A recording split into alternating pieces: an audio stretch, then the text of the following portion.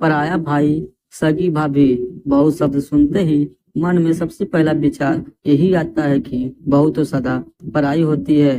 लेकिन मेरी शोभा भाभी से मिलकर हर व्यक्ति यही कहने लगता है कि बहू हो तो ऐसी।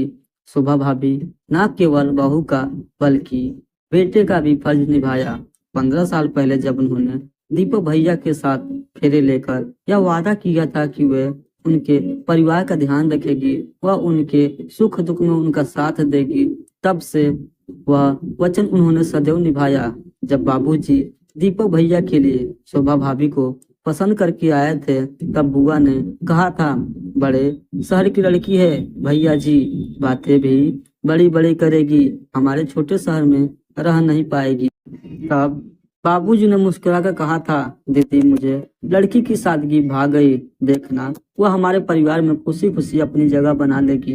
बाबूजी की यह बात सच साबित हुई और शोभा भाभी कब हमारे परिवार का हिस्सा बन गई, पता ही नहीं चला। भाभी हमारे परिवार की जान थी, उनके बिना त्योहार विवाह आदि फीके रखते थे। भैया सदैव काम में व्यस्त रहते थे, इसलिए घर के काम के साथ साथ घर के बाहर के काम जैसे बिजली का बिल जमा करना, बाबूजी की दवा आदि लाना सब भाभी ही किया करती थी। माँ के देहांत के बाद उन्होंने मुझे कभी माँ का कमी महसूस नहीं होने दी।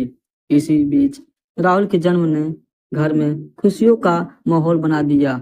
सारा दिन बाबूजी उसी के साथ खेलते रहते।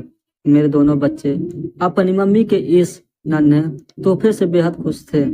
वे स्कूल से आते ही राहुल से मिलने की जिद करते थे। मैं जब भी अपने पति दिनेश को साथ अपने मायके जाती तो भाभी ना दिन देखती न रात, बस सेवा में लग जाती।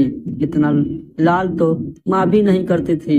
एक दिन बाबूजी का फोन आया और उन्होंने कहा, शालिनी दिनेश को लेकर फौरन चली आ बेटी, शोभा को तेरी जरूरत है। मैंने तुरंत दिनेश को दुकान से बुलवाया और हम दोनों घर के लिए निकल पड़े। मैं सारा रास्ता परेशान थी कि आखिर बाबूजी ने इस समय हमें क्यों बुलाया और भाभी को मेरी जरूरत है ऐसा क्यों कहा। मन में सवाल लेकर जैसे ही घर पहुंची तो देखा कि बाहर टैक्सी खड़ी थी और दरवाजे पर 2 बड़े सूटकेस रखे थे। कुछ समझ नहीं आया कि क्या हो रहा है। अंदर जाते ही देखा कि बाबूजी परेशान बैठे थे और भाभी चुपचाप मूर्ति बनकर खड़ी थी।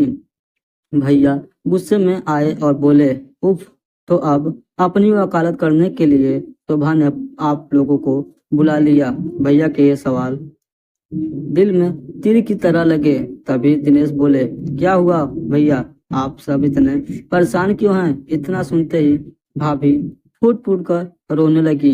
भैया ने गुस्से में कहा, कुछ नहीं दिनेश, मैंने अपने जीवन में एक महत्वपूर्ण फैसला लिया है जिससे बाबूजी सहमत नहीं है। मैं विदेश जाना चाहता हूँ। वह बहुत अच्छी नौकरी मिल रही है, रहने को मकान में गाड़ी भी।